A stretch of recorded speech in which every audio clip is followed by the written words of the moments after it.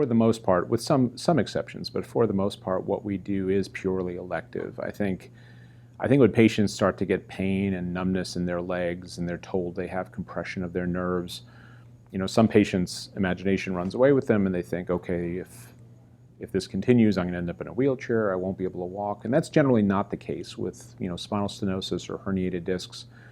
What we're doing is mostly elective, and I try and discuss the natural history of their condition. Herniated discs, roughly 60 to 70% of them will improve with just conservative treatment. If you can wait out the pain, many patients will get better. So when patients come in severe radiculopathy, oftentimes they think it's catastrophic, they're never going to get better, and the first thing I try and do is explain the natural history to them. Same thing with spinal stenosis. I mean, there are plenty of studies that show that over 4 or 5 years, stenosis patients, most of them remain stable in terms of their symptoms, and the ones that do worsen tend to do so very, very slowly over time. So I think the first thing when I'm seeing a patient for the first time is explain the natural history of the disease that they have.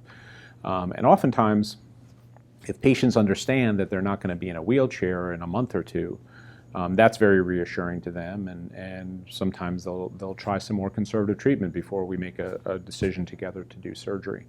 But I think the first step in shared decision making with patients is educating your patients about the natural history of their disease process.